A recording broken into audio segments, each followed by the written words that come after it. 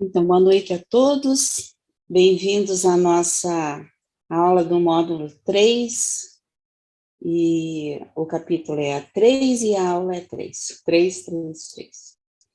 E são 3 as pessoas da Trindade, né? Então, combinou. Então, vamos pedir ao nosso Espírito Ajustador do Pensamento que, que nos ilumine, né? Que esteja conosco, nos colocar à disposição para que aconteça e nós entendamos aquilo que precisamos para vivermos de acordo com a vontade de Deus.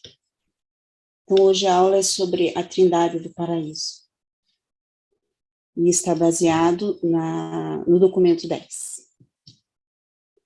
E os tópicos que nós veremos serão a autodistribuição da primeira fonte centro, então, como que o Pai se distribuiu, né? E a princípio, então, apareceu a Trindade, ou sempre existiu, como nós vamos ver. A personalização da deidade, então, como que se personaliza, quais são essas personalidades que formam a Trindade, como que elas são. As 3 pessoas da deidade, a união trinitária da deidade, as funções da Trindade, os filhos estacionários da Trindade, então, quem são essas pessoas, né, esses desdobramentos de Deus, ou essas criações, e o que eles fazem. O supercontrole da supremacia, e aqui de novo nós vamos ver mais um pouco sobre o Supremo, e a Trindade além do finito, então, qual a relação que nós teremos com os seres finitos em relação à Trindade. Então, aqui, primeiro. Então, só para iniciar, né, um pouquinho, a Trindade, ela desde já 500 mil anos atrás, quando o príncipe planetário veio a Urântia, ele já foi ensinado sobre a Trindade.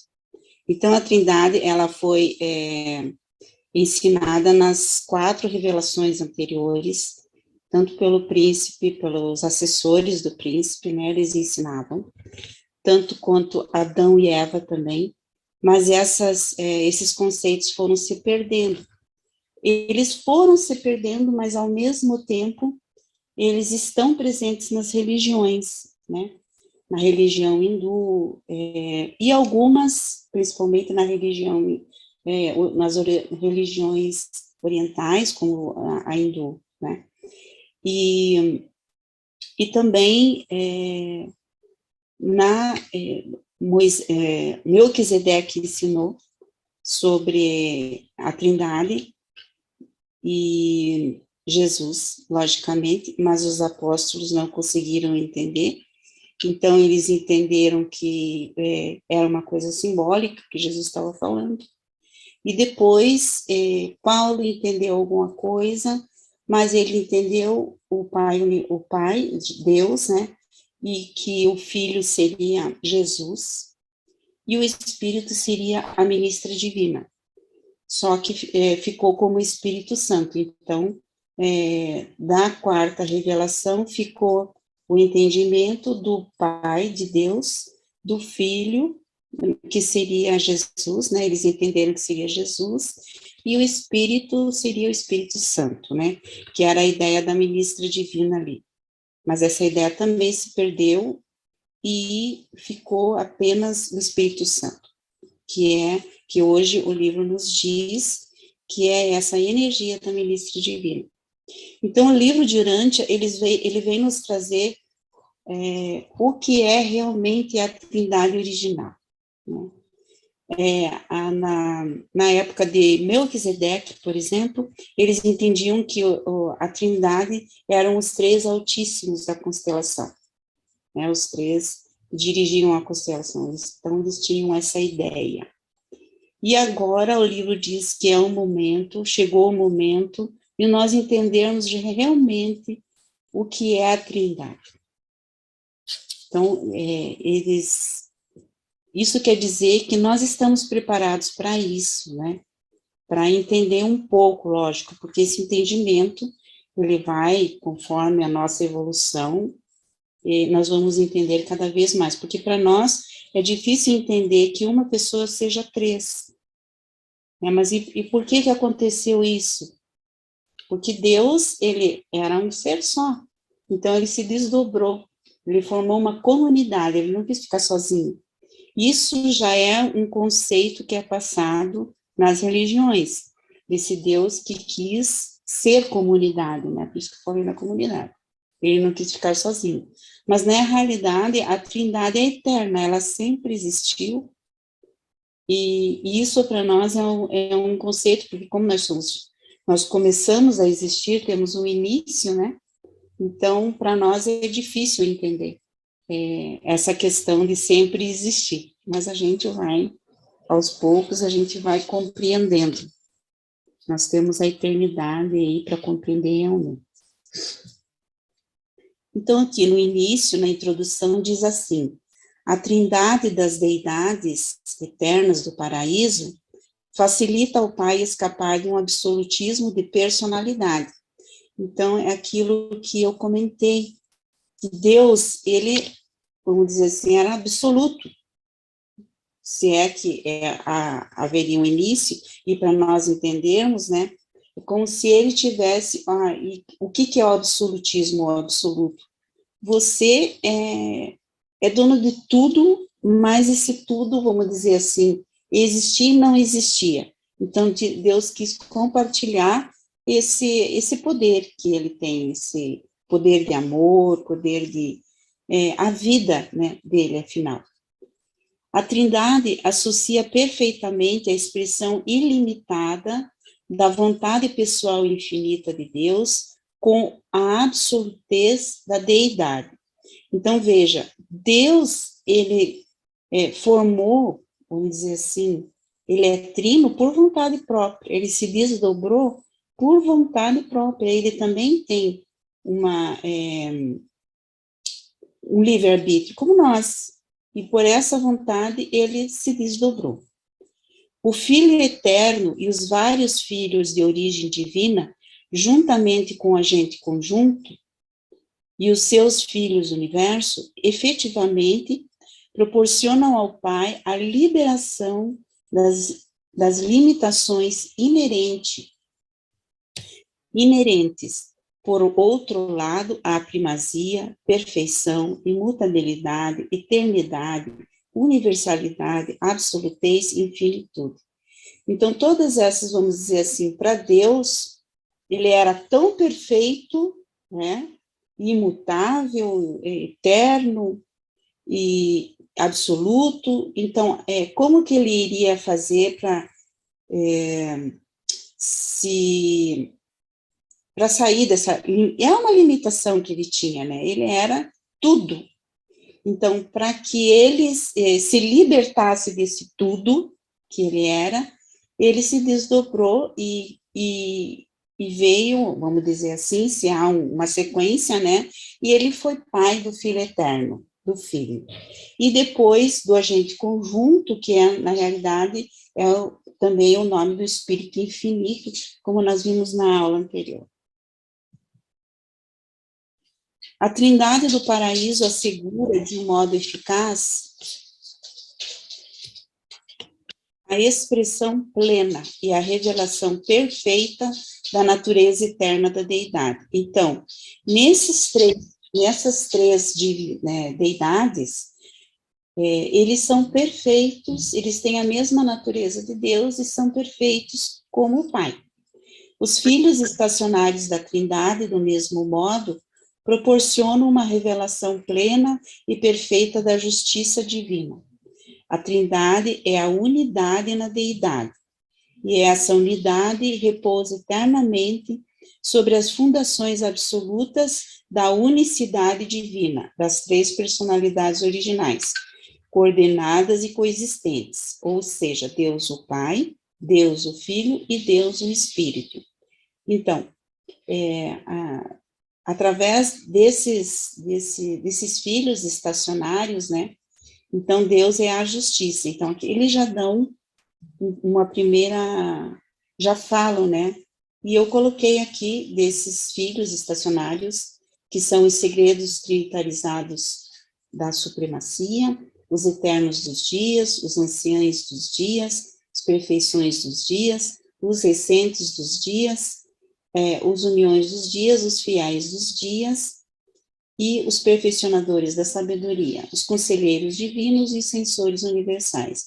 Então, todos esses, eles trabalham desde o paraíso até os universos habitados, trazendo, então, a justiça, vamos dizer assim, para os universos. A partir da situação presente no círculo da eternidade, olhando para trás, para o passado sem fim, podemos descobrir apenas uma inevitabilidade inescapável nos assuntos do universo, e essa é a Trindade do Paraíso. Considero que a Trindade tenha sido inevitável, do modo como vejo o passado, o presente e o futuro dos tempos. Eu considero que nada mais em todo o universo dos universos tenha sido assim inevitável. Então, essa é a conclusão do revelador, né, com relação à Trindade. Aí que é uma questão inevitável quando se fala da criação. Então, Deus, ele se desdobrou para que pudesse fazer com que todas as outras criaturas também viessem a existir, para criar a todos, né? Mas ele não quis fazer isso com um passe de mágica. Para isso, ele criou, como eu falei no início, ou se desdobrou, né? Foi uma inevitabilidade, em 3 pessoas. O universo mestre atual, quando visto em retrospectiva ou em prospectiva, torna-se inconcebível sem a Trindade. Com a Trindade do Paraíso, nós podemos postular caminhos alternativos, ou mesmo múltiplos, de fazer todas as coisas, ao passo que sem a Trindade, Pai, Filho e Espírito, tornamos-nos incapazes de conceber como o infinito poderia realizar uma personalização tríplice e coordenada, mantendo a unidade absoluta da deidade. Nenhum outro conceito de criação alcança padrões de completitude e de absolutez, como os da Trindade, inerentes à unidade da deidade e aliados à plenitude de liberação volitiva, inerente à personalização tríplice da deidade. Então, ao mesmo tempo, através desse desdobramento nas 3 pessoas, Deus é capaz de criar todos os universos. Então, o revelador aqui vê como impossível acontecer de outro modo. Lógico, ele entende de outra maneira. E é assim que ele compreende, né? Uma inevitabilidade dessa Trindade. Porque o pai, ele dá a personalidade ao filho, né? E a mente ao espírito. Então, isso faz com que cada um tenha a sua função, mas essa função, ao mesmo tempo que cada um tem a sua função, eles são unos, eles têm, vamos dizer, não a mesma mente, mas eles chegam à mesma conclusão. Agora, vamos ver como que como o Pai se autodistribuiu.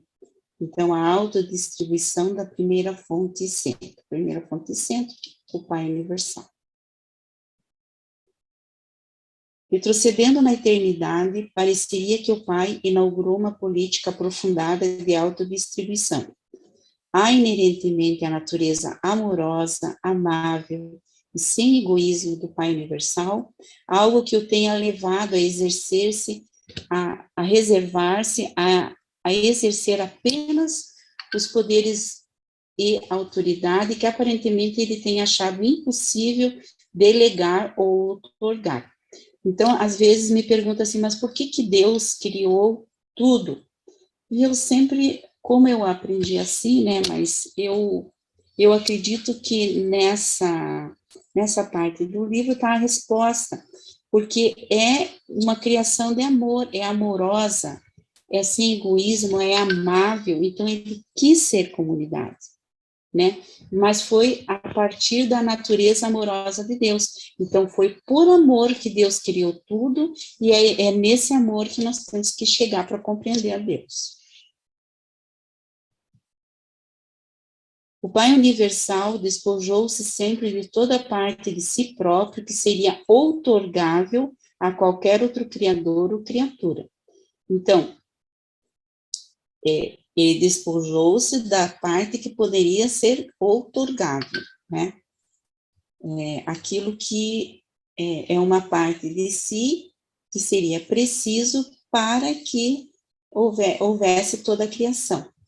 Ele delegou aos seus filhos divinos e as inteligências a ele associadas todo o poder e toda a autoridade que poderiam ser delegados. Ele transferiu, de fato, aos seus filhos soberanos, nos seus respectivos universos, toda a prerrogativa de autoridade administrativa que era transferível. Nos assuntos de um universo local, ele faz cada filho criador soberano tão perfeito, competente e com tanta autoridade quanto o Filho Eterno possui, no universo central e original. Ele entregou, na verdade, outorgou com dignidade e santidade, de posse e de personalidade, tudo de si, e todos os seus atributos, tudo que ele possivelmente poderia despojar-se, de todas as formas, em todas as idades, em todos os lugares, e para todas as pessoas em todos os universos, exceto aquele de sua morada central. Então, vejam, uma outorga, e Deus confia, vamos dizer assim, na sua criação. E Ele confia em nós também. Jesus já dizia aí, esses dias, teve uma leitura assim, né? Que Jesus confiava no ser humano, Ele confiava. Ele tinha confiança que o ser humano, tanto que ele veio para cá, né? Tinha esperança e confiança na sua criação e que nós poderíamos chegar espiritualmente a Deus.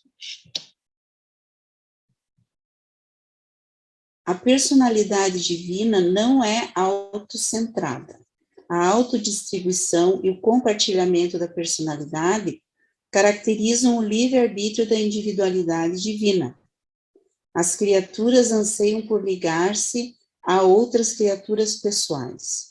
Os criadores são movidos a compartilhar a divindade com os seus filhos do universo. A personalidade do infinito revela-se como o Pai universal, que compartilha a realidade do seu ser e a igualdade deste ser com as duas personalidades coordenadas, o Filho eterno e o agente conjunto. Então, nós podemos ver aqui que Deus, ele não é, vamos dizer assim, egoísta, né? Ele poderia ficar ali na sua majestade, no seu absoluto, e criar, e fazer com que as criaturas fossem, e criar de outra maneira, mas essa foi, como diz o revelador, né? A única maneira que poderia acontecer, mas foi também do livre-arbítrio de Deus, a partir do livre-arbítrio de Deus. Então, ao mesmo tempo que é inevitável, é a partir do livre-arbítrio. Deus tem esse livre-arbítrio. E que ele compartilha essa divindade. E muitas vezes nós nos esquecemos que nós também temos esse divino dentro de nós. Essa espiritualidade que sempre nos chama, né? Mas a gente, muitas vezes, dá as costas. Mas Deus vai nos chamar sempre, e nós temos isso com Deus. Nós também somos criaturas de Deus. E também somos criadores. Né? Porque a maioria, vamos dizer, vai casar e vai ter filhos. E se realiza ali no casamento, e também faz, vamos dizer assim, nós podemos até comparar o pai, e o livro compara também, o pai, a mãe, o pai e o filho. Também é uma trindade, não deixa de ser. Então, nós também participamos de alguma maneira. A personalização da deidade. Se vocês tiverem alguma pergunta, alguma questão, algum comentário, vocês podem fazê-lo, tá? A qualquer momento. Então, aqui vamos ver como que é essa personalização. Após haver o pai outorgado a personalidade de seu filho, a plenitude de si próprio, e quando esse ato de doação de si próprio torna-se completo e perfeito, os copartícipes eternos outorgam conjuntamente aquelas qualidades e atributos de poder e natureza infinitos, que assim existem na união pai-filho, constituindo ainda um outro ser como eles próprios. E essa personalidade conjunta, o Espírito Infinito, completa a personalização existencial da deidade. Então, o Pai se desdobra no Filho, e depois essas duas deidades, afinal, dessas duas deidades, advém a personalidade conjunta, né, o Espírito Infinito, que completa a personalização. O Filho é indispensável à paternidade de Deus. Então, Deus só é Pai, porque Ele é Pai do Filho Eterno. O Espírito é indispensável à fraternidade da segunda e da terceira pessoas. Então, se fica, é interessante, porque se são só os dois, ali o revelador fala que a fraternidade só vai se completar com o Espírito Infinito. E essas três pessoas são um grupo social mínimo, mas entre as várias razões para acreditar-se na inevitabilidade do agente conjunto, esta seria a menos importante. A primeira fonte e centro é a personalidade Pai, infinita. A personalidade fonte ilimitada. O Filho eterno é o absoluto da personalidade, inqualificável. Aquele ser divino que permanece por todo o tempo e eternidade como a perfeita revelação da natureza pessoal de Deus. O Espírito Infinito é a personalidade conjunta, a consequência pessoal única da união eterna entre o Pai e o Filho. A personalidade da primeira fonte centro é a personalidade da infinitude, menos a personalidade absoluta do Filho Eterno. A personalidade da terceira fonte centro é a consequência suprassomatória da união da personalidade liberada do Pai e da personalidade absoluta do Filho. Então, o Pai universal, o Filho eterno e o Espírito infinito são pessoas únicas. Nenhuma é duplicata da outra. Cada uma é original e todas são unidas. Apenas o Filho eterno experiencia a plenitude do relacionamento entre as personalidades divinas, a consciência tanto da filiação ao Pai quanto da paternidade para com o Espírito, e da igualdade divina tanto com o Pai ancestral quanto com o Espírito associado. Interessante isso, né? Apenas o Filho eterno experiencia a plenitude do relacionamento, porque ele é pai, mãe, né, no caso do Espírito infinito, e ele é filho do Pai. Então, ele tem essas duas experiências. O pai conhece a experiência de ter um filho, que é seu igual, mas o pai não conhece nenhum antecedente ancestral. Então, nada há antes, né, do pai. O Filho eterno tem a experiência da filiação e o reconhecimento de um ancestral para sua personalidade. E, ao mesmo tempo, o Filho é consciente de ser o Pai conjunto do Espírito Infinito. O Espírito Infinito é consciente da duplicidade da personalidade ancestral, mas não é progenitor de nenhuma personalidade coordenada da deidade. Então, ali dentro da Trindade, ele não é pai de ninguém, vamos dizer assim, né? Com o Espírito, completa-se o ciclo existencial da personalização da deidade. As personalidades primárias da terceira fonte centro são experienciais e são em número de 7. Então, agora vamos ver aqui as três pessoas da deidade. Aqui eu coloquei a bandeira de Micael, que nós já conhecemos, e o símbolo, né, da Trindade. Esse símbolo é da Trindade. Então, aqui está no documento 53, né, da rebelião de Lúcifer, que Gabriel içou a bandeira de Micael, o emblema material do governo da Trindade para toda a criação. 3 círculos concêntricos na cor azul celeste sobre um fundo branco. Então, aqui é o emblema, né, o símbolo do Pai, do Filho e do Espírito. Então, aqui, essas três, vamos falar das três pessoas da deidade. Não obstante exista apenas uma deidade, há 3 personalizações positivas e divinas da deidade. A respeito da doação de ajustadores divinos ao homem, o Pai disse: façamos o homem imortal à nossa própria imagem. Reiteradamente, nas escrituras de Urântia, ocorre essa referência aos atos e feitos da deidade plural, evidenciando claramente o reconhecimento à existência e ao trabalho das fontes e centros. Então, como eu comentei anteriormente, já se sabia da realidade da Trindade, e tanto que eles colocaram, quando ali na Bíblia, né, no Gênesis, essa frase, quando Deus cria o homem, façamos o homem mortal à nossa própria imagem, nossa, então a Trindade. Foi-nos ensinado que o Filho e o Espírito mantêm relações idênticas com o Pai, na coligação da Trindade. Na eternidade e enquanto deidades, eles indubitavelmente sustentam-nas, mas no tempo e como personalidades, eles certamente revelam relações de natureza muito diversas.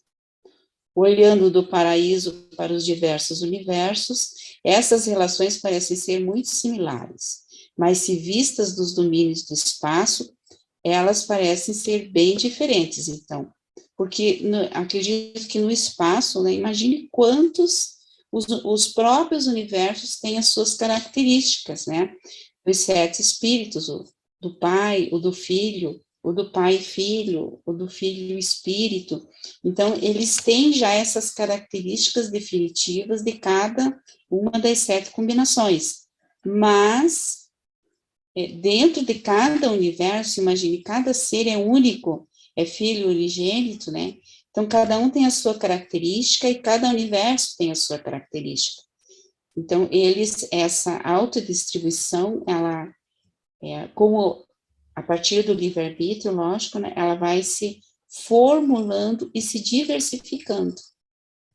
Então, ali eles dizem que, visto do paraíso, parece bem similar, mas quando vistas do espaço, elas parecem ser bem diferentes. E eu entendo aqui que quando você vê do espaço, né, principalmente o espaço finito criado, os universos, você vai ver a diversidade das criaturas. Os filhos divinos são realmente palavra de Deus. Então, aqui fala dos filhos, os criadores, né? Mas os filhos do Espírito são verdadeiramente o ato de Deus. Então, enquanto filho, o Espírito Infinito é o Deus da ação. Deus fala por intermédio do Filho com o Filho, atua por intermédio do Espírito Infinito, ao mesmo tempo em que, em todas as atividades do universo, o Filho e o Espírito são sutilmente fraternais, trabalhando como 2 irmãos iguais, com admiração e amor pelo Pai comum, honrado e divinamente respeitado. Então, nos universos, na criação, nós temos os filhos criadores, que partem do Filho eterno, né, e do Pai, então, eles são criados a partir do Pai universal e do Filho eterno, e as ministras divinas, que são criadas e representam o Espírito Infinito na criação, nas criações dos universos. O Pai, o Filho e o Espírito certamente são iguais em natureza e coordenados no ser. Todavia, há diferenças inequívocas nas suas atuações no universo. E quando atuando a sós, cada pessoa da deidade é aparentemente limitada em absolutez. Então, eles são absolutos somente na Trindade. Eles são limitados quando, vamos dizer assim, eles têm as suas funções, cada um a sua função.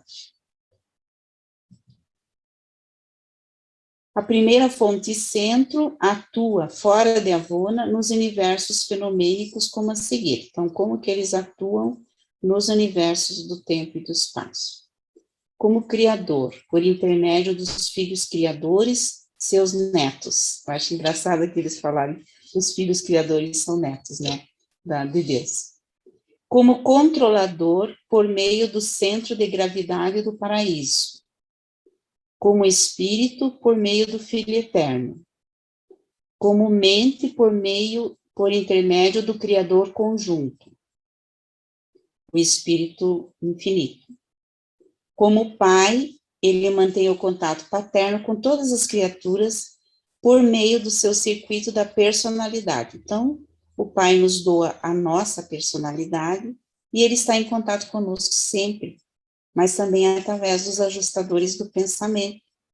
Então, ali, como pessoa, ele atua diretamente sobre toda a criação por meio dos seus exclusivos fragmentos. No homem mortal, por meio dos ajustadores do pensamento. Então, do Pai, nós temos a nossa personalidade, o nosso ser, e também nós temos a fagulha divina, que é o ajustador do pensamento, que vem nos orientar em direção ao Pai. Como deidade total, ele funciona apenas na Trindade do paraíso. Agora nós vamos ver a união trinitária da deidade. Então, como que é essa união da Trindade? Entre todas as coligações absolutas, a Trindade do paraíso, a primeira triunidade, é única enquanto associação exclusiva das deidades pessoais. Deus funciona como Deus apenas em relação a Deus e àqueles que podem conhecer Deus. Mas como deidade absoluta, apenas atua por intermédio da e na Trindade do paraíso e em relação à totalidade do universo. Vamos dizer assim, Deus é totalmente, ali diz, né, ele funciona como Deus somente para ele, né, para Deus mesmo, e para aqueles que podem conhecê-lo, né, mas como deidade absoluta, vamos dizer assim, que poderia resolver ou criar muitas outras coisas, ele atua só pelo intermédio da Trindade, né, então ele é absoluto ali, só na Trindade. A Trindade é uma associação de pessoas infinitas, funcionando impessoalmente, mas sem contradizer a personalidade. A ilustração é tosca, mas um pai, um filho e um neto poderiam formar uma entidade corporativa, que seria não pessoal, estando contudo sujeita às suas vontades pessoais.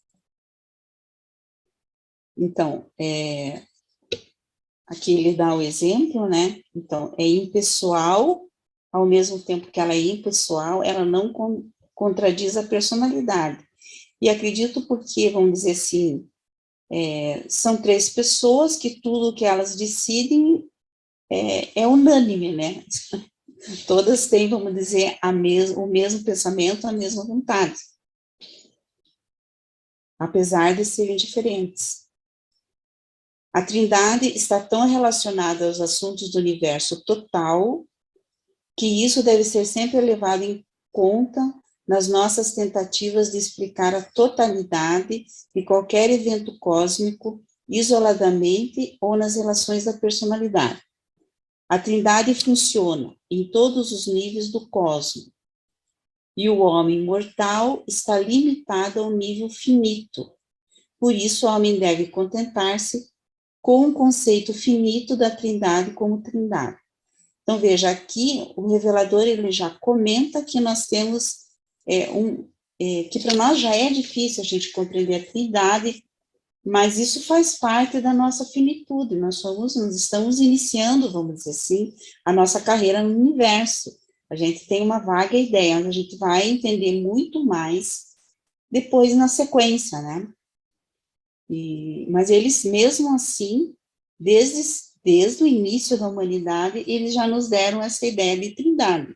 E eu acredito que essa ideia da trindade, para mim, ela fica muito assim com a ideia de comunidade, do ser, que o ser humano, ele não é um ser isolado, ele não é um ser que foi criado para viver isolado, é um ser que foi criado para viver em comunidade e para exercer, vamos dizer assim, você só pode exercer o amor se você está em comunidade.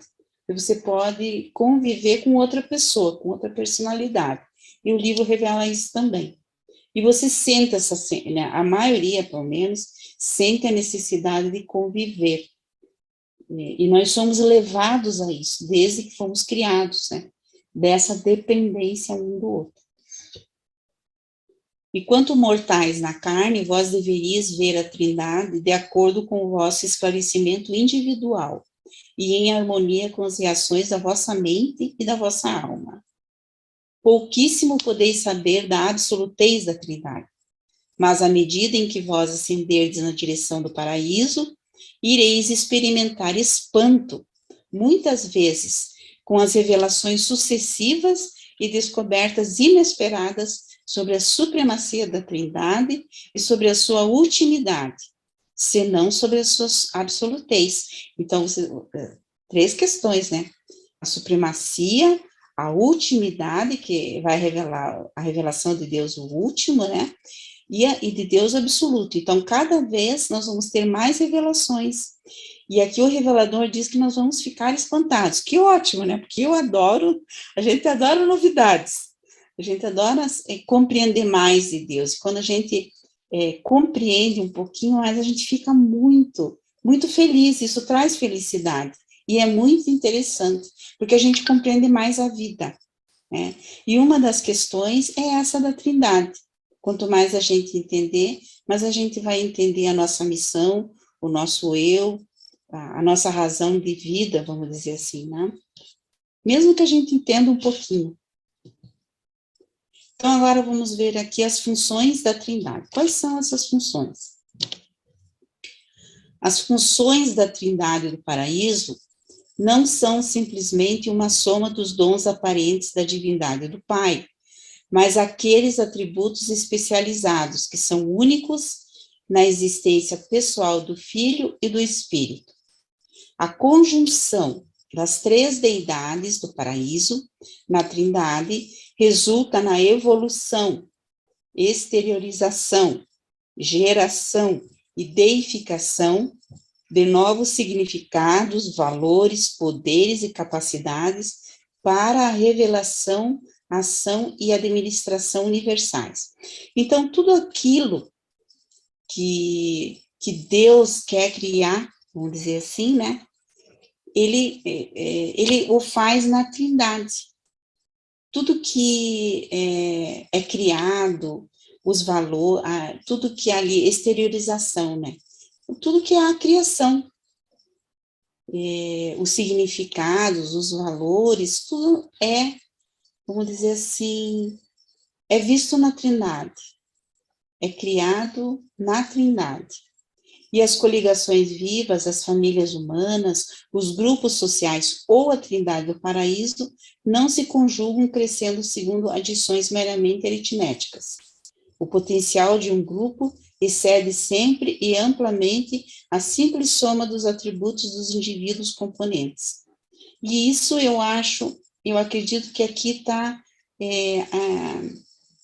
para nós entendermos um pouco mais sobre a trinitarização, porque aqui, quando eles falam nisso, é muito legal, que quando estamos juntos, quer dizer que não é só a soma, ela excede a soma, né? Essas uniões. Quando você tem uma ideia, mesmo quando você está numa comunidade, numa família, isso faz com que essa ideia, ela é a ideia de um grupo, ela não é só a tua ideia. Então, ela é muito mais que a soma, né? Não é uma adição da minha ideia, da ideia do meu colega e do meu outro colega ou da família. Mas ela é mais que isso, ela se torna uma criação conjunta, vamos dizer assim, né? Não é só uma soma, ela é uma criação conjunta. Ela excede só a soma. A Trindade mantém uma atitude única enquanto Trindade para com todo o universo passado, presente e futuro. E as funções da Trindade podem ser mais bem consideradas por meio das atitudes da Trindade para com o universo. Tais atitudes são simultâneas e podem ser múltiplas, ligadas a qualquer situação ou evento isolado. Então, vamos ver essas ações. A atitude para com o finito. O máximo da autolimitação da Trindade é a sua atitude para com o finito. A Trindade não é uma pessoa, nem o Ser Supremo é uma personalização exclusiva da Trindade. O Supremo, entretanto, é o que mais se aproxima de uma focalização do poder da personalidade, da Trindade, e de um modo tal que ela seja compreendida pelas criaturas finitas. Daí o fato de a relação da Trindade com o finito ser chamada algumas vezes de Trindade da supremacia. Então, aqui nós entendemos que a Trindade, ela se limita no sentido que, vocês imaginem que em nós, né, na nossa criação, que somos seres, os seres mais básicos, né, para dizer assim, o livro às vezes até fala os seres, os menorzinhos ali, que tem, vamos dizer, nós nascemos não sabendo nada, e Deus se limita a isso, se limita a tanto que Jesus mesmo veio fazer essa experiência, né, de nascer como uma criança sem saber de nada, e ir acordando para essa vida que nós muitas vezes imaginamos que seja uma vida puramente material, mas depois a gente vai acordando para perceber que essa vida não é só material, mas também tem uma continuação, uma espiritualidade, é algo que nós não entendemos, né? E dessa relação que nós temos, a princípio, com a família, com o pai e com a mãe, principalmente a ligação com a mãe, a princípio, depois nós vemos também a relação com o pai ali, depois vem os irmãos, logicamente, mas a primeira relação que nós temos, a primeira comunidade. Então, Deus faz essa experiência, né, essa atitude com o finito. E essa atitude depois vai fazer essa experiência, vamos dizer assim, que Deus faz, essa vida, não experiência, mas essa vida que Deus vive em nós, esse desdobramento até o finito, ela é totalmente, não é vivida, mas ela é captada pelo Supremo, né? Então, por isso que ele fala aqui do Supremo, e que o Supremo, com relação à Trindade, ele tem uma relação muito estreita com a Trindade, ela é chamada de Trindade da Supremacia, porque eles têm essa ligação, né? Essa experiência que nós vivemos, esse Deus que terá todas as nossas experiências e que se comunica com a Trindade. Depois vem o absonito, então vem o finito e o absonito. A atitude para com o absonito. A Trindade do paraíso tem uma relação com aqueles níveis de existência que são mais do que finitos, mas menos do que absolutos. E essa relação, algumas vezes, é denominada Trindade da ultimidade. Nem o último e nem o supremo são inteiramente representativos da Trindade do paraíso, mas em um sentido determinado e para os seus respectivos níveis, cada um parece representar a Trindade durante as eras pré-pessoais do desenvolvimento do poder experiencial. Então, tanto tanto o Supremo quanto o Último, né, eles fazem essa experiência. O Supremo com a realidade finita e o Último com a realidade absoluta. Essa realidade absoluta nós desconhecemos, né, porque nós vivemos ainda a realidade finita, mas ainda nós vamos experienciar essa realidade, né, no futuro aí bastante distante, mas uma hora vai chegar. E entender um pouquinho mais o que é isso. A atitude absoluta da Trindade do paraíso tem relação com as existências absolutas e culmina com a ação da deidade total. E aqui o revelador não fala muita coisa, porque Deus absoluto é o tudo, né? É a Trindade do paraíso em si e é a compreensão total dessa deidade, que para nós está bastante longe. Depois vocês vão ver que eles acham que os seres finitos dificilmente terão a compreensão completa do absoluto, assim como os outros seres também, né? Mas eles não sabem, mas acreditam que não, que nós teremos um limite, né? Mas dentro do nosso limite será a compreensão total de Deus dentro dos nossos limites. A Trindade infinita envolve a ação coordenada de todas as realidades da Trindade, da triunidade da primeira fonte sempre, tanto as não deificadas quanto as deificadas, e, consequentemente, torna-se bastante difícil para as personalidades captá-las. Na contemplação da Trindade, enquanto infinita, não ignoreis as 7 triunidades. Assim, pois, certas dificuldades de entendimento poderão ser evitadas, e alguns paradoxos parcialmente resolvidos.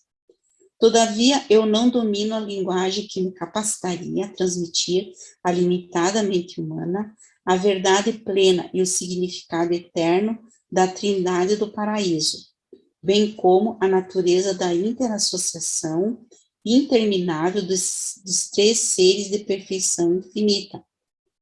Então, infelizmente, para a nossa linguagem ainda não dá para transmitir, né, o revelador mesmo fala. Daí ele fala aqui dessas 7 triunidades, e essas 7 triunidades são as relações com muitas vezes, as outras deidades, né? Então, são 3 pessoas que se relacionam e são em número de 7. Então, quando nós vermos essa parte aqui dessas triunidades mais a fundo, então a gente vai ter uma ideia, porque cada uma, ela tem uma função diferente, né? Então, ele diz assim que a gente vai entender um pouco mais entendendo a Trindade. Só que, para entender essa parte, então nós teríamos que saber um pouco mais, mas se alongaria aqui a parte da Trindade. Então, a gente vai se focar mais na primeira triunidade, que então é a Trindade. A Trindade composta pelo Pai Universal, pelo Filho Eterno e pelo Espírito Infinito. Agora vamos ver os filhos estacionários da Trindade. Então, qual é a função desses filhos e o que eles fazem, que são os primeiros, né, vamos dizer assim, que partem da Trindade, e qual é a função deles. Toda lei tem origem na primeira fonte sempre. Ele é lei. A administração da lei espiritual é inerente à segunda fonte e sempre. A revelação da lei, a promulgação e a interpretação dos estatutos divinos são funções da terceira fonte e sempre. A aplicação da lei, a justiça, cai no domínio da Trindade do paraíso e é levada avante por certos filhos da Trindade. A justiça é inerente à soberania universal da Trindade do paraíso, mas a bondade, a misericórdia e a verdade são ministrações universais das personalidades divinas, cuja união na deidade constitui a deidade. A justiça não é a atitude do Pai, do Filho ou do Espírito. A justiça é a atitude da Trindade, composta dessas personalidades de amor, de misericórdia e de ministração.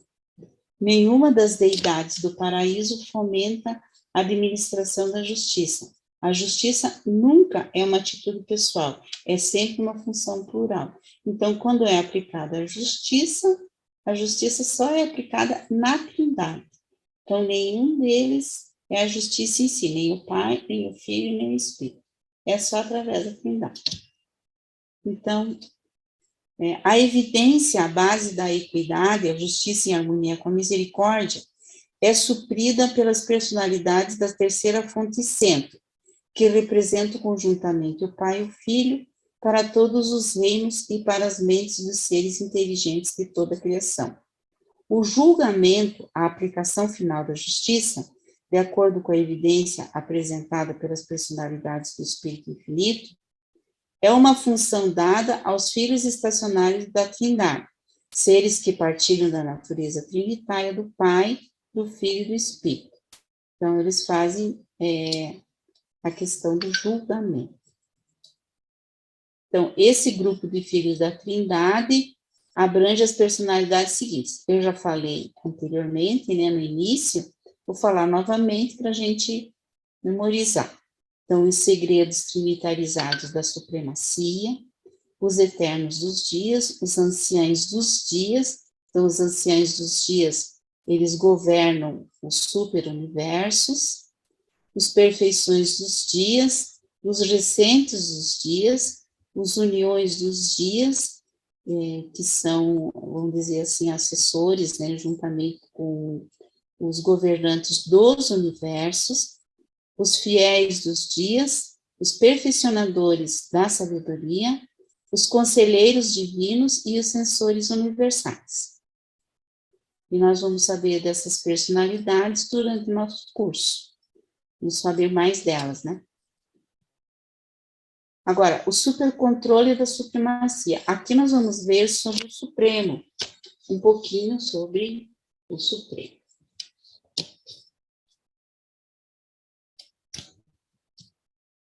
A primeira, a segunda e a terceira pessoas da deidade são iguais entre si, e elas são uma.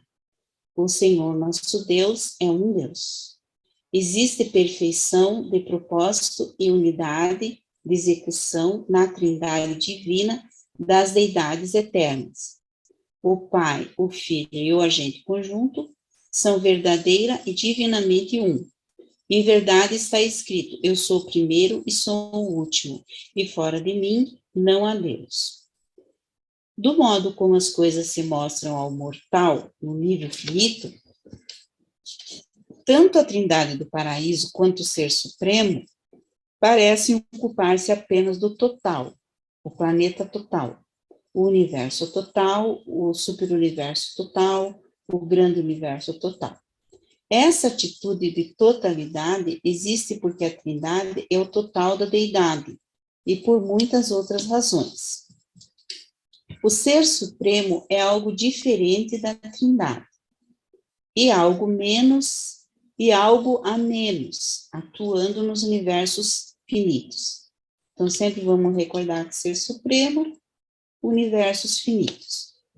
Mas dentro de certos limites e durante a era presente de personalização incompleta do poder, essa deidade evolucionária, efetivamente, parece refletir a atitude da Trindade da supremacia. O Pai, o Filho e o Espírito não atuam pessoalmente no Ser Supremo. Contudo, durante a idade presente do universo, eles colaboram com ele enquanto Trindade. Não achamos que o supercontrole da supremacia seja totalmente previsível. Além disso, essa imprevisibilidade parece ser caracterizada por uma certa incompletude do desenvolvimento, sem dúvida um sinal da incompletude do Supremo e da incompletude de uma reação finita ao paraíso. E eu acredito que essa imprevisibilidade, ela se caracteriza, vamos dizer assim, dessa maneira, por causa do nosso livre-arbítrio, porque senão não existiria livre-arbítrio, né? Lógico que Deus sabe tudo, vamos dizer assim, mas nós temos o livre-arbítrio, isso é fato. Então, tanto que isso se projeta, eu acredito, no Supremo, né? Porque ele nunca vai saber, vamos dizer assim, ele confia em nós. Porque se nós somos habitados por um Espírito de Deus, o ajustador do pensamento, então nós temos potencial para nos tornarmos filhos de Deus, para nos tornarmos finalitores, para chegarmos ao paraíso. Nós temos esse potencial. Mas nós podemos recusar também. Nós temos esse potencial de recusar. Então, e isso é o livre-arbítrio nosso, porque o livre-arbítrio final da salvação, vamos dizer assim, da continuação da nossa vida, somos nós.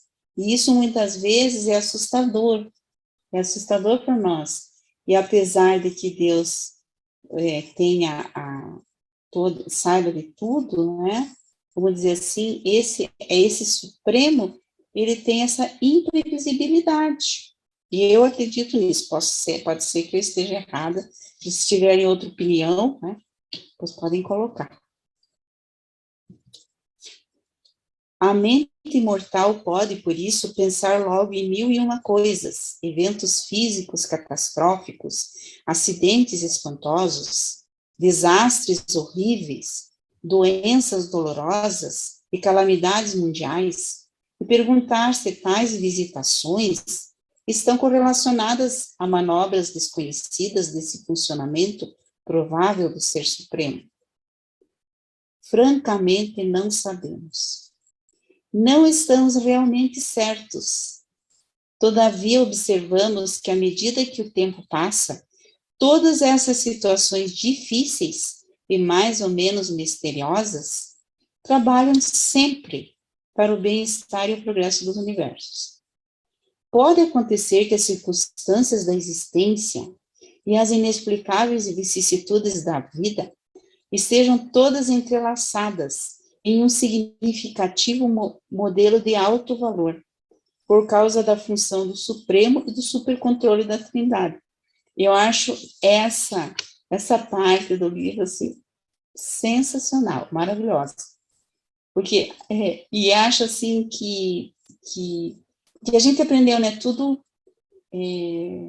que tudo se volta, vamos dizer, para nós, para o bem daqueles que amam a Deus. Então, diz assim, daqueles que amam a Deus. Tudo concorre para o bem, diz a Bíblia. Então, mas quando a gente está passando por alguma doença, ou alguma calamidade, ou algo bem difícil, horrível, como diz ali, né? Eles sabem dos nossos desafios aqui em Orante. E então você fica pensando mesmo como que isso pode colaborar. E eu cheguei à conclusão de que Deus, se a gente pede, e nós somos muitas pessoas, vou dizer assim, que se voltam, né, que pensam em Deus, né, que oram para que o melhor caminho seja, são muitas pessoas orando para que o melhor caminho, para que nós consigamos e tal. Então, eu acho que essas nossas orações, esses nossos pedidos, esses nossos pensamentos, eles fazem com que uma realidade se construa para todos nós, né?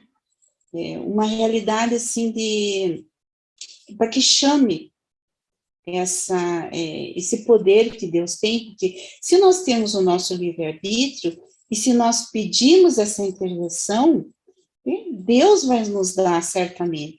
Então, esses nossos pedidos, essas nossas orações, eu acredito que faz com que, mais ainda, porque Deus sabe, né, Deus sabe de tudo, mas ele faz com que, mais ainda, Deus faça com que essas questões, elas se transformem num bem, ela se transforma mais em bem do que mal. É aquela história, né?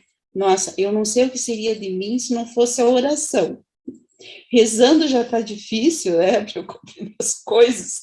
Imagine se eu não orasse, né? Se eu não tivesse essa ligação com Deus, seja como for a sua oração. Às vezes até é um pensamento, ou às vezes é você desejar com que aquilo que você está fazendo, o simples desejo de que o bem aconteça, isso já é amor, já é um tipo de oração.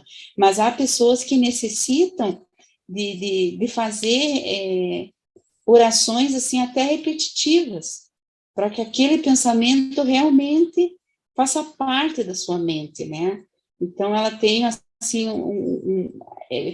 é até uma ansiedade de que aquilo realmente se concretize. Então todas essas questões, eu acredito que Deus faz com que o mal se transforme em bem, e ele está sempre assim, eu posso dizer assim, consertando tudo aquilo que a gente faz errado, porque muitas vezes você erra não por querer errar, você erra por uma infelicidade, é um erro, não é um pecado, né? Porque o pecado é o erro consciente, você está sabendo que você está errando, e mesmo o pecado, né? Você vai ali na frente saber que você fez errado, tomar essa consciência, queira Deus, né? E vai fazer aquilo que é certo. Então, eu vejo aqui que todas as coisas, se você ama Deus, todas as coisas vão fazer com que um dia nós não veremos, quem sabe a gente não veja esse bem acontecer na nossa vida, como aconteceu com Jesus, né? Porque as pessoas dizem assim, todo bem que você dá é o bem que você recebe. Sim, você recebe. Muitas vezes você não vai receber o bem nessa vida. Você vai receber o bem na vida eterna, né? Jesus, né, foi santo, foi Deus na terra, fez toda a vontade de Deus. Mas aparentemente ele não recebeu aquilo que ele merecia aqui em vida. Muito pelo contrário, né? E, infelizmente foi morto, crucificado, né? As pessoas não entenderam e aconteceu tudo o que aconteceu, mas isso foi um bem para a humanidade, de certa maneira, a vida dele foi todo o que ele fez. Então, mesmo que a gente pode pensar assim, nossa, mas eu faço bem e parece que quanto mais eu faço bem, as coisas acontecem ao contrário para mim, né? Eu faço bem, as pessoas não me entendem, ou acontecem coisas na minha vida que não deveriam estar acontecendo, porque eu tento viver a vida de Deus, mas é que nós vamos receber, esse bem, ele vai frutificar, e ele vai frutificar aqui, na terra, para os nossos, para quem vier depois, né? Então, nós estamos plantando as nossas sementes de bem, e elas um dia vão frutificar, mesmo que nós não vejamos essas flores. Pode ser que a gente não veja, ou pode ser que a gente até veja, né? Muita coisa a gente vê, muitas pessoas veem vida, mas a gente não vê tudo que a gente gostaria de ver. E às vezes a gente fica pensando assim, nossa, mas o mundo está tão estranho, tantas catástrofes, tantas coisas tristes, mas vamos continuar plantando a nossa semente do bem, que o mundo precisa mais ainda. E essas sementes, então, eu acredito que elas sempre vão, um dia, elas vão se transformar num bem, seja para nós, seja para o nosso planeta, seja para o universo, e elas vão se transformar em bem. A gente tem que pensar nisso. E a gente vai colher lá na sequência, né? Quando nós estivermos em outros planetas. E um dia a gente vai chegar e vai poder dizer assim, olha, acho que esse comentário eu já fiz outro dia, não sei. A gente vai ver o nosso planeta em luz e vida. Então, a gente vai dizer assim, eu colaborei para que o meu planeta se tornasse luz e vida. E eu acredito que a gente vai ver todas essas nossas obras, né? Então, para a gente não desanimar nunca. Mesmo que a gente veja que o mundo cai ao nosso lado. É difícil, é difícil. Às vezes são doenças terríveis que nos assolam, que assolam nossos familiares, mas que a gente tenha a fé, né, que a gente está construindo o nosso mundo e um dia ele vai se tornar luz e vida. E nós vamos olhar para trás e vamos dizer, olha, ali está a minha sementinha. Aí eu acho que essa vai ser a nossa, vamos dizer assim, o nosso salário, o nosso salário. Continuando. Agora vamos ver a Trindade além do infinito. E aqui nós vamos ver um pouco de nós, né? Um pouco da nossa missão, como finalitores no paraíso. Então, aqui, qual é essa relação da Trindade? E como que ela funciona além do infinito? O Pai Universal, o Filho Eterno e o Espírito Infinito são, em um sentido evidente, as personalidades constituintes da deidade total. A união deles na Trindade do Paraíso e a função absoluta da Trindade equivalem à função da deidade total. E o completar assim da deidade transcende tanto ao finito quanto ao absoluto. Então, essa Trindade, ela está em tudo, né? Em todos os lugares, em todas as criações. Ainda que nenhuma pessoa das deidades do paraíso preencha sozinha todo o potencial da deidade, coletivamente as três o fazem.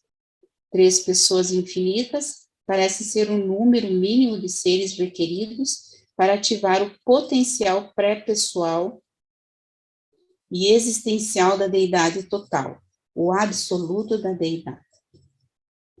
O corpo de finalidade abrange, entre outros, aqueles mortais do tempo e do espaço que acham atingido a perfeição em tudo que é pertinente à vontade de Deus.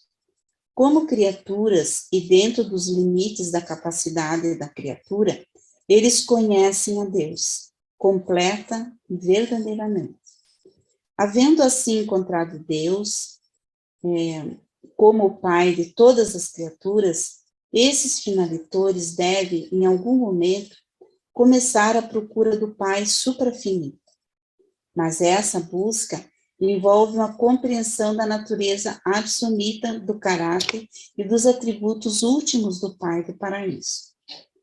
A eternidade desvelará se tal realização é possível, mas estamos convencidos de que, ainda que os finalitores compreendam essa ultimidade da divindade, eles serão provavelmente incapazes de atingir os níveis supraúltimos da deidade absoluta.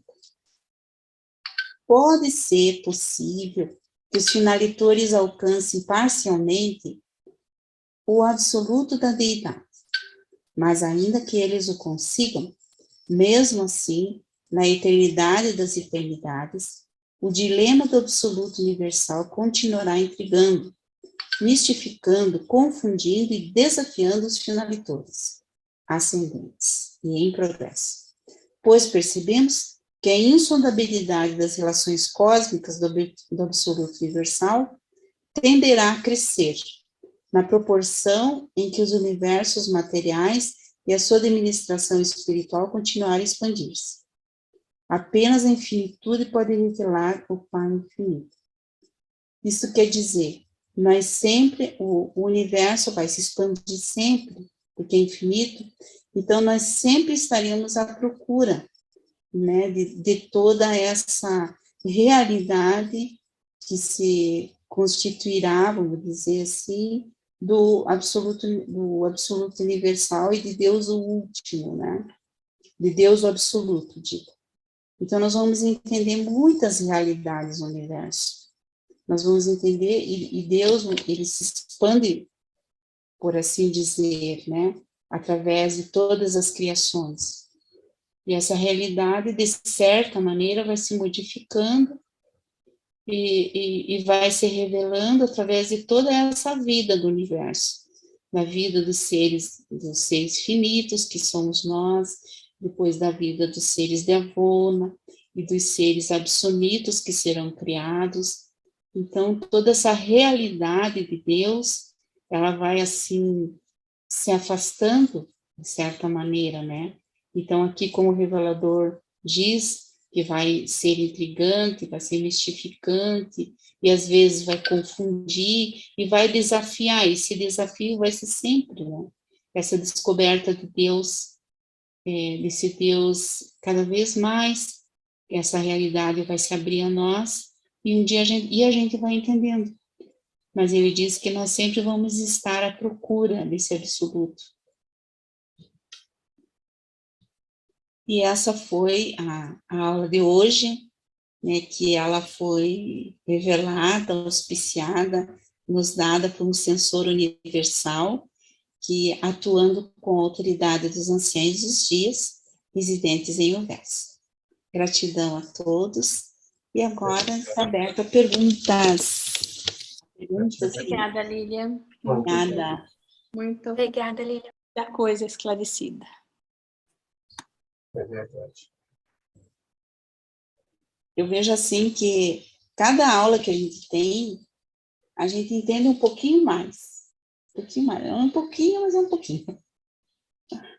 Querem comentar alguma coisa?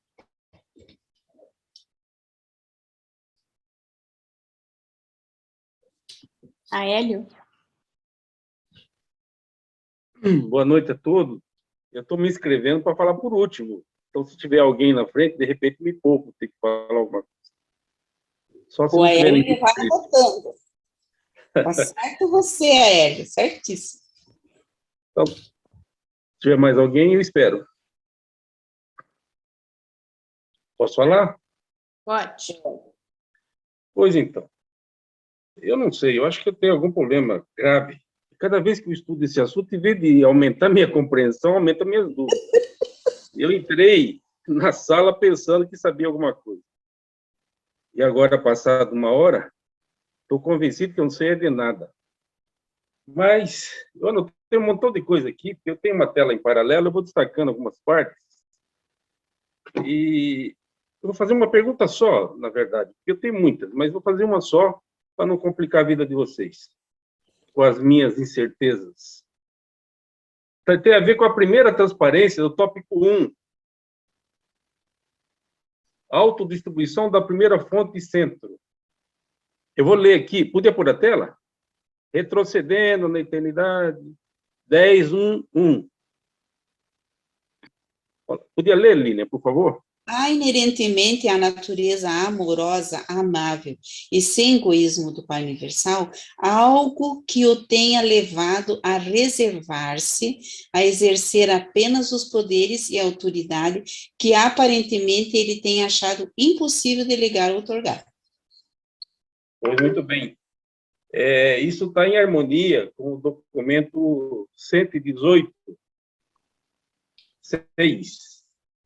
Eu vou pôr aqui para facilitar. Eu vou pôr o 6:1 e o 6:8.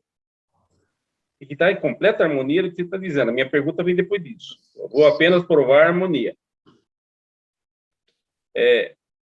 Nossa, notei um monte de coisa aqui. Só um pouquinho, estou voltando uma tela aqui. Vamos ler, começar pelo fim. O 6:8. 118, 6:8. Ele fala o seguinte, em harmonia com o que acabou de Lília ler. Rapaz, mas é muita coisa que eu andei anotando aqui.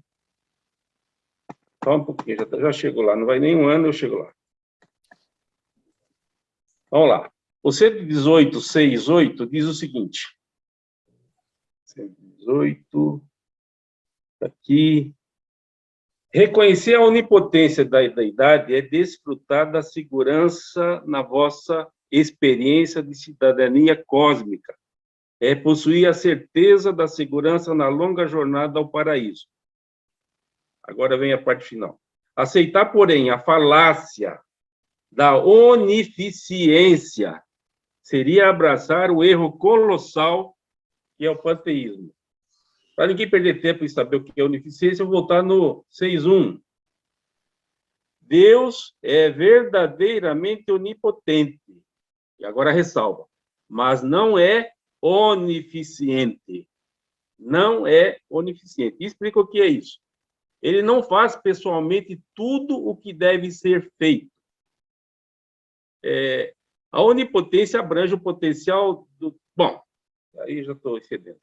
Bom, isso confirma o que você acabou de ler lá no 10.1.1. Mas onde é que está a minha dúvida?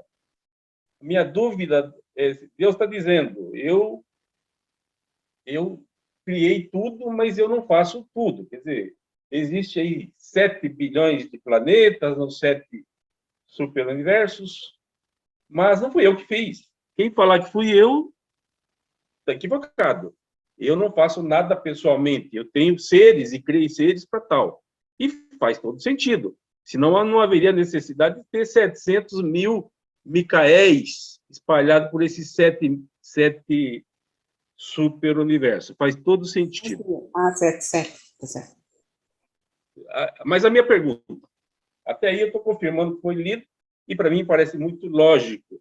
Só me parece lógico os comentários, ou a exposição, falar que Deus é amoroso, ele faz tudo isso, faz tudo aquilo. Ele não faz. Ele, claro, ele dá procuração para todo mundo fazer como se ele mesmo tivesse feito. É fato. Mas a parte que me chamou a atenção, e para dar espaço aqui e abusar do ouvido de vocês, é dizer qual a participação do homem. Deus delegou para os seus seres especiais. Qual é a participação efetiva do homem? Não é a criatura querendo se arrotar grande demais, quando ele é de menos. Eu lembro da lei de Lavoisier, que diz o seguinte, é coisa lá do... Na natureza, nada se cria, nada se perde, tudo se transforma. Ou seja, quando o homem pega um elemento da criação de Deus, seja ele qual for, e transforma em outra coisa, ele não está criando nada, ele está simplesmente pegando o que já existe e dando um outro formato. Sem me alongar, o que você fala sobre isso? Basicamente, sobre a participação do homem como co-criador. Só porque ele procria? Não, ali fala porque ele não só, ele cria também. Ele procria, vamos dizer assim, procria, mas ele cria.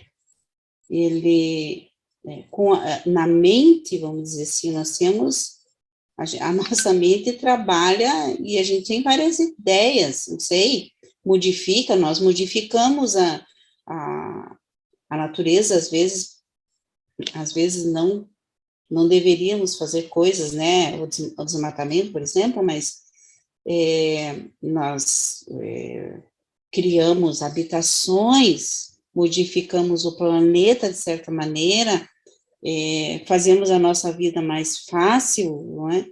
Tantas coisas tantas ideias, às vezes ideias que não estão conectadas. Agora, vamos dizer assim, nós procuramos ter ideias conectadas à vontade de Deus, que nós sabemos. Então, nós vamos dizer assim, eu vou fazer tal coisa, mas será que é a vontade de Deus? Será que vai ser bom para mim? Será que vai ser bom para a minha comunidade? Então, você cria nesse sentido, sabe? Eu acho que, vamos dizer assim, como que eu como professora, eu crio uma metodologia para que os meus alunos possam aprender. E cada um cria dentro da sua missão ali. O advogado vai defender, como que ele vai defender? Então, eu acho que tudo é criação. Tudo faz parte, para mim, na minha visão. Né? Não sei se alguém tem mais alguma ideia.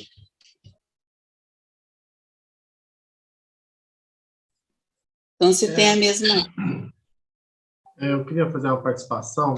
Eu entendi a colocação do Aélio, quando ele diz assim, que na verdade a gente não cria nada, a gente só está lidando com aquilo que já foi criado e a gente pode, no máximo, transformar uma coisa em outra, né? Por causa lá ele até citou Lavoisier. Agora, se a gente for por esse pensamento, então nada mais é criado, apenas o que o Pai Universal criou no princípio.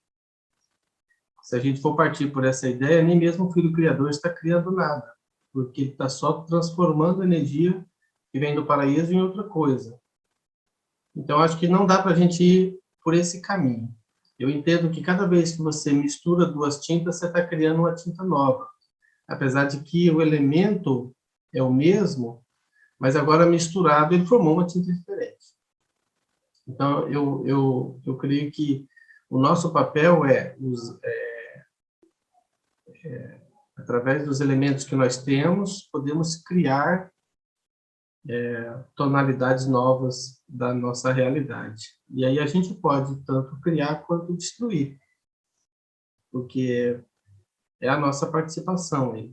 Da mesma forma, um filho criador, ele também não está criando nada do zero, porque tudo provém do Pai Universal. Mas ele cria tantas coisas novas, fazendo todas essas misturas dos elementos existentes, e aí consegue fazer um universo totalmente novo, diferente. Cada um dos filhos criadores consegue fazer um universo novo, diferente. Todos eles têm os mesmos elementos. Ou seja, a sopa primordial, a tabela periódica, é igual para todos. O hidrogênio, o hélio e tudo. Mas cada um tem um universo diferente, porque cada um faz a sua própria mistura, né? O seu próprio desenho, como o criador de uma arte, que utiliza as mesmas tintas, mas pinta uma figura totalmente diferente do outro. Acho que isso é criar, nesse contexto aí. E é nesse contexto que nós somos co-criadores.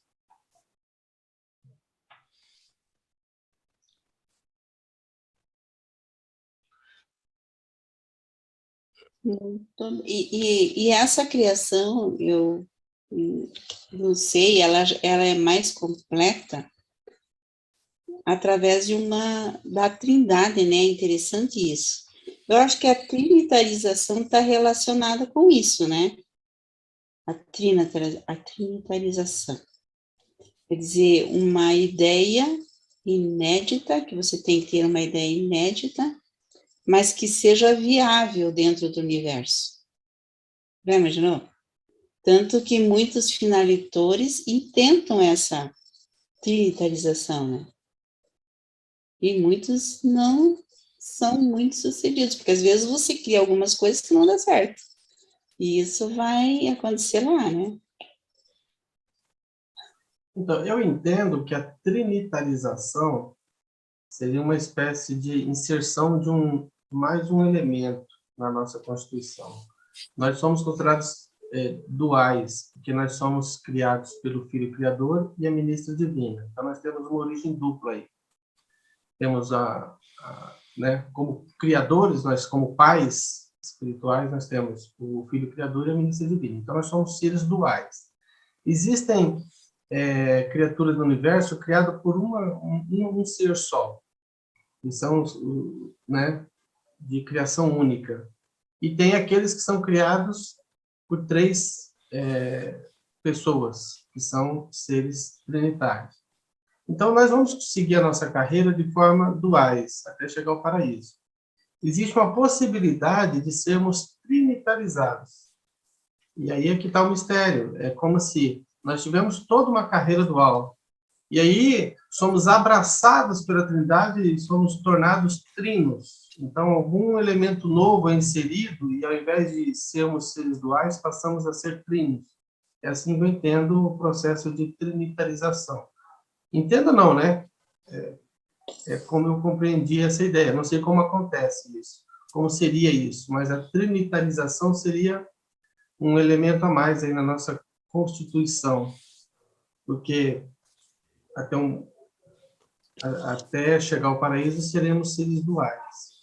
Mas existe essa possibilidade de trinitarização, de tornarmos trinos. Mas para que isso aconteça, tem que haver esse projeto, né? Você tem que, vamos dizer assim, como se você pudesse entrar nesse grupo trinitarizado através desse projeto, né? Por isso que eles falam ser abraçado pela Trindade. Talvez seja o termo que mais ilustre esse evento. Uhum.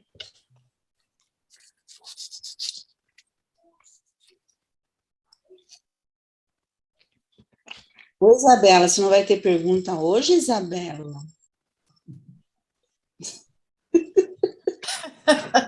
Ah, ela tá me cutucando. Eu estou pensando, e eu entendi assim, que nós criamos a nossa realidade. O que está fora de mim é o que está dentro. E o que está dentro é o que está fora. Então, por exemplo, Deus falou assim, eu sou o começo e o fim, que você acabou de ler. Então, eu penso algo a partir da minha percepção enquanto pessoa, e eu espero acontecer, eu não sei como que isso vai acontecer. E quando ele fala, eu sou o início, então eu penso. Quando ele fala, eu sou o fim, então a coisa é concretizada aqui fora, a partir de algo que aconteceu dentro de mim. Então, eu tenho o inconsciente e o consciente. E o meu consciente, eu acho que é o próprio Deus. E dali sai meu pensamento, o meu desejo, a minha vontade. E eu tenho que obedecer às leis do universo, que até agora eu não conheço. Quer dizer, eu estou dentro e ainda não li o manual. E aí eu vejo assim que o inconsciente do universo é o inqualificável e que Deus é a consciência. E o filho é o pensamento, e o filho e o espírito é a ação, é o que é concretizado. Então, eu vejo a trindade em mim dessa forma. Então, o universo pensa por meio do Filho e ele executa por meio do Filho Eterno. Agora, como que a Trindade vai executar a sua função, como que ele vai fazer concretizar no universo, isso aí eu não sei. Aí tem esses vários atores, essas várias criaturas que, combinados, eles fazem com que a coisa concretize. Agora, que eu construa a minha realidade, eu construo. Se eu vou conseguir algo por meio da minha mente, saúde, amizade, bons relacionamentos, bons pensamentos, para poder eu gerar isso no mundo concreto. É assim que eu estou vendo isso aqui. Obrigada, Não sei se Zana. eu estou viajando fora da casinha, mas é o que eu estou vendo. Viajando. O Fernando perguntou, né, se todos os seres duais têm que tornarem-se trinitarizados. Não necessariamente. Existe o livro diz que são aqueles que se sentirem, né? Abraçados, né? Pela Trindade. Aí sim, né? Serão trinitarizados, né? Por exemplo, o mensageiro poderoso, que é um mortal, né? E pode ser abraçado pela Trindade. É a minha meta de destino.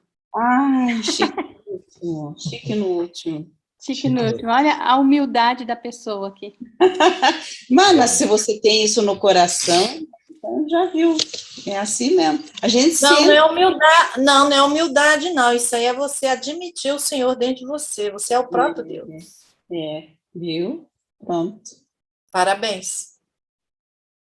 É que ela quer funcionar 5 vezes a velocidade da luz. Eu quero Rapidinho. Quase instantâneo. Vai ter bastante trabalho. É isso aí. Mas como você disse que é chique no último ser abraçada pela Trindade, deve ser mesmo, né, Lília? O ser que chega até a Avona não está satisfeito em ser dual, né? Quer ser trino, né? E como será que acontece essa cerimônia lá? Será que você se auto-escolhe para ser trinitarizado? Ou eles veem, né, em você um potencial de ser trinitarizado? Como será que acontece isso lá, hein? Eu acho que é potencial. Cada um tem uma missão. Sim. Deve ser potencial. A pessoa tem que ter potencial para isso, né? Não tem? Sim. Então, é tudo visto dentro da vontade de Deus, não é nada. Eu acho que você tem aquilo dentro de você, mas você tem que ter potencial, porque não adianta, né? Não adianta só querer ser. E esse potencial, acho que nós levamos para a eternidade, né? Porque depois da fusão com o ajustador, né, nas mansões, você parte para ser cada vez mais moroncial, e depois você perde a moroncialidade, né, e passa a ser um ser espiritual apenas, né? Mas esse desejo vai dentro do seu ser moroncial já espiritualizado, né? E lá ele sabe, né, o seu desejo de ser trinitalizado lá no paraíso ou não, né, Lília? Sim. Imagina assim. É que Deus, então, eu vejo assim, ó, Deus tem um projeto para nós. Ele tem, né, ele já veio com o projeto prontinho. Lógico que a gente vai assim, vamos dizer assim, nós vamos fazendo com que isso aconteça aos poucos, Deus vai respeitando a nossa liberdade, ele vai respeitando, então, e aí vai, mas ele tem aquele projeto, olha, ó, esse aqui eu acho que vai dar para ser trinitarizado. Então, mas ele vai respeitando na sequência. Então, o importante, Fernando, eu acho que o mais importante de tudo é a gente fazer a vontade de Deus. Então, você vai fazer a vontade de Deus se você for dual, você vai fazer a vontade de Deus se você for trinitarizado. O importante é você estar fazendo a tua parte dentro de todo esse projeto de Deus, você vai ficar realizado, de qualquer maneira. Você vai ficar realizado. Se não se alcançar esse fazer completamente a vontade de Deus, tem até um cânticozinho evangélico que diz que Deus completo e incompleto que existe em mim, né? É assim que cantam alguns religiosos, né? Então, se não conseguimos, ele completa. Será que isso tem algum embasamento na revelação? Que Deus completo e incompleto que existe em mim? Será que existe? Eu acredito que sim. A fusão com o ajustador é um exemplo, né? Então, eu creio que, assim como a gente pode se fusionar com o fragmento do Pai Universal, eu creio que aqueles que tiverem potencial para progredir, né, além do status de finalitor, nós temos mensageiro poderoso, nós temos um elevado em autoridade, temos sem nome nem número, tem várias possibilidades, mas são aquelas personalidades que se destacam, né? Se colocam como aptos a essas missões posteriores. E aí, assim como ocorre a fusão com o ajustador, ocorre esse abraço da Trindade, né? Então, essa trinitarização seria uma espécie de uma condecoração a mais, né? Do finalitor, né, Lênin? Uma condecoração a mais. Se fusiona ao ajustador, de repente é uma espécie de fusão com a Trindade, mas é só uma suposição. Interessante. Tem seres do paraíso que se abraçam, né, com alguns finalitores, tornando-os trinos, né? Algumas criaturas lá no paraíso que são designadas para esse abraço, né? Interessante. É só uma consulta, não é da sua aula, Lília, mas é só como eu falei do mensageiro poderoso, e a gente está falando de trinitarização. Aí, assim, os mensageiros poderosos, eles são mortais, né, perfeccionados, que se tornaram finalitores, e que depois eles receberam o abraço da Trindade. Mas aqueles que foram provar, uma das características que eu me lembro era que eles foram provados a sua lealdade em rebeliões. Então, eu poderia ser ou não? É uma pergunta idiota, mas sim, por quê? A gente tem rebelião no nosso mundo, no nosso planeta, no nosso sistema. Mas eu não fui testada em rebelião, eu acho. Ué? Não, mas eu não sei, é uma pergunta, não sei. Mas vamos dizer assim, vivemos em um planeta rebelado, né? Por isso somos abundanteiros. Então isso é um teste? Você considera isso um teste em rebelião? Eu considero que sim. Porque nós estamos, a rebelião é presente e a gente está lidando, né? Somos todos afetados por ela. Rebeldes, né? Afetados por essa consequência. Porque eu já tinha me descartado, agora eu vou voltar, então, para a minha lista lá de prioridades. Coloque-se, né, como candidata, né, Sueli? Vou me candidatar, então, de novo. Ó, Sueli, eu nunca vi alguém planejar tão antecipadamente o seu caminho. Porque, ó, eu sei que parece-me que nas mansões você vai para as artes, né? Você vai para o grupo do... Eu quero passar por lá, Então, quer dizer, o plano já está todo mais ou menos ali. Eu tenho mais ou menos o caminho que eu quero seguir. Deus me ajude. Eu acho Amém. Tá com tempo? Você é Tá com tempo? Conheço Então, gente você que tá quer com trabalhar tempo? com os portadores da vida. O que é? Estou perguntando para a Sueli, você está com tempo? Tem bastante tempo. Eu não tenho pressa de chegar lá, eu só quero chegar. É isso aí. Não existe o fator pressa, né, para quem quer alcançar a eternidade, né? Então, a pressa é inimiga da perfeição, né? Se você, como em algum lugar está escrito que é um suicídio, né? Você apressar as coisas, né? Então, é devagar mesmo. É como diz a musiquinha, né? Devagar, devagarinho. Yara? Sueli, quando você fala que você quer chegar lá, eu também quero. E quando eu sei que quero, eu já estou.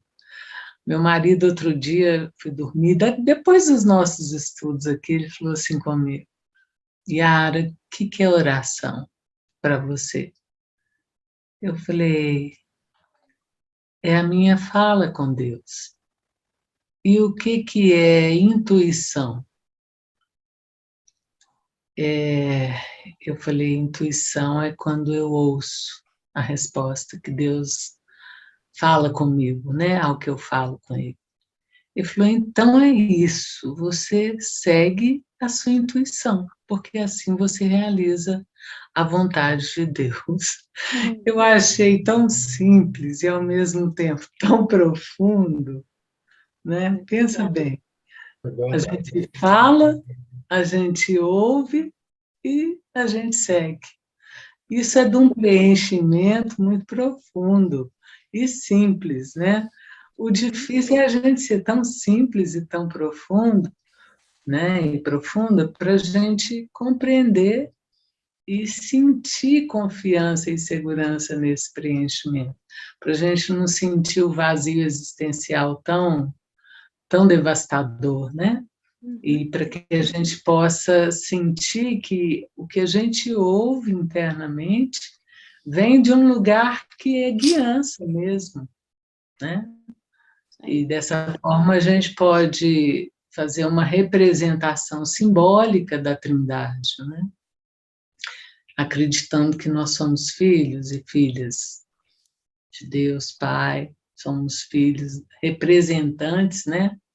Nessa fraternidade com o filho, e nesse sentido a gente desperta esse espírito que a gente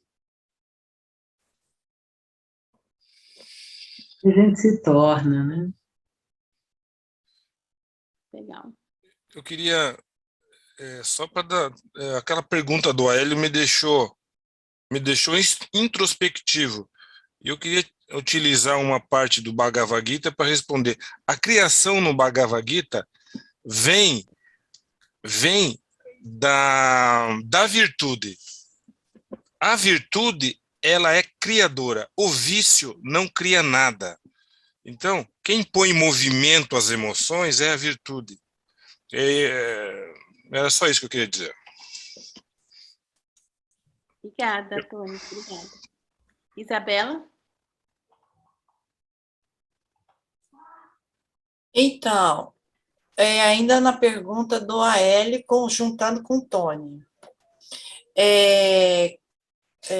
Cada pessoa entende, tem a sua vida espiritual e a sua relação particular com Deus. Então, o que eu creio é o que eu vivo. Então, quando a pessoa morre, ela vai pensando em algo, ela tá vivendo algo dentro de si. É uma realidade para ela. Então, aí Urântia fala, nós temos Satânia, o primeiro planeta, com 7 satélites, não sei o que lá, não sei o que lá. E aí, mas o meu pensamento e a forma de pensar, a forma de viver internamente é diferente. Por exemplo, tem gente que acredita na Bíblia dos indianos, tem gente que acredita na Bíblia dos cristãos, tem gente que acredita no Deus Sol, no Deus Lua, tem gente que acredita nos deuses, né, gregos, e assim vai. Então, assim, isso é uma realidade, isso acontece. Eu vivo isso aqui no mundo concreto, imagine no mundo espiritual interno. Então, cada pessoa tem uma relação com Deus, então ele vai ter uma realidade diferente. Como é que fica isso?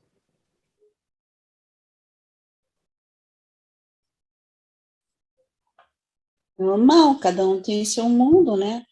Eu sou Fica a bem, realidade. desculpa, Fica bem. Lília, Nós fica somos de bem todos os distribuído, né? Sinal que todo mundo está acessando e recebendo. Fala, Lília, vai estudar, procura aí, pesquisa, depois você me fala. O Henrique vai responder. Vai, Henricão. Eu não respondo nada, coitado de mim, mas assim, Lídia, muito legal a tua apresentação. Eu não assisti integralmente, ficou faltando a partezinha final, mas estava muito legal. Muito obrigado pelo esforço que você fez, pela dedicação e pelo carinho. Olha, os ensinamentos são muito simples. A gente, às vezes, complica demais as coisas. Os reveladores dizem que aquele que busca a Deus já o encontrou. Então, não importa de que maneira você está buscando a Deus. É lógico que algum dia, na eternidade, você tem que encontrar a maneira certa de buscar a Deus. É impossível você ficar procurando Deus por caminhos tortuosos a vida toda. Mas no nosso nível aqui, nesse nível que nós estamos, o simples fato de desejar alcançar a Deus, não importa se ele é um Deus cristão, se ele é um Deus hindu, seja lá que Deus for, o simples fato da gente desejar alcançar Deus já nos coloca numa posição de encontrá-lo. É claro que se a gente puder fazer isso da maneira correta, eu não sei se tem uma maneira correta, a gente sempre assume a presunção de que a maneira como a gente acredita que deve ser é sempre a maneira certa, mas se a gente tivesse uma maneira correta de alcançar Deus, seria o ideal, seria melhor. Mas o Pai olha para nós como bebezinhos. Os simples fatos da gente desejar ficar nos braços dele, não importa a denominação, já nos coloca nos braços dele. Ele é um pai que recebe com amor e com carinho a todos nós. Né? Então, muitas vezes, nós nos preocupamos com coisas supérfluas. Nós devemos, sim, buscar, devemos, sim, estudar, devemos, sim, pensar sempre em melhorar, em progredir, não podemos ficar estagnados, mas a gente não deve ficar se prendendo a fórmulas, a conceitos, a religiões. Todo mundo que busca Deus é bem-vindo. Não importa se está lendo o livro de Urântia, se está lendo a Bíblia dos muçulmanos, se está lendo a Bíblia dos... seja lá de quem for. Feliz daqueles que acertam o caminho de uma maneira melhor que os outros.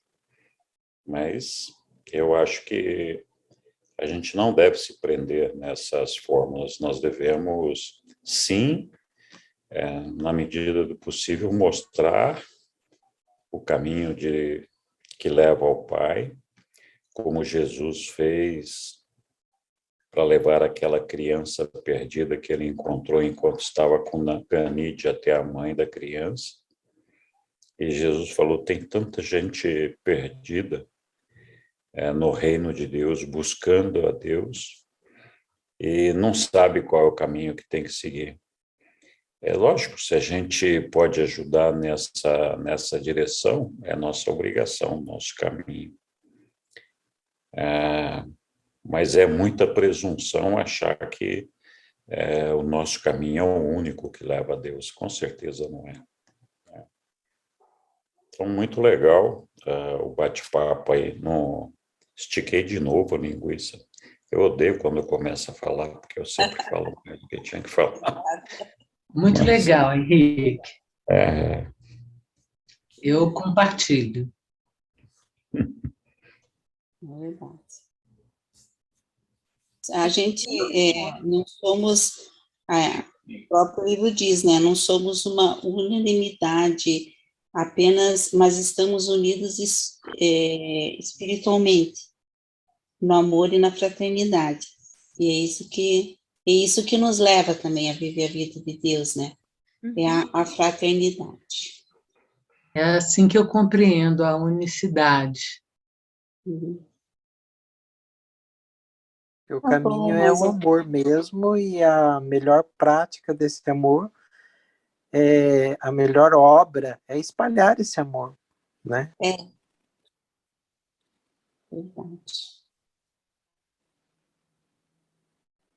Então tá bom, são 10 horas. Tem alguém Um grande abraço a todos. alguém tiver Mas mais já? pergunta? Mas já... Alguém tem mais? Alguém tem mais? Lília, essa apresentação é complexa.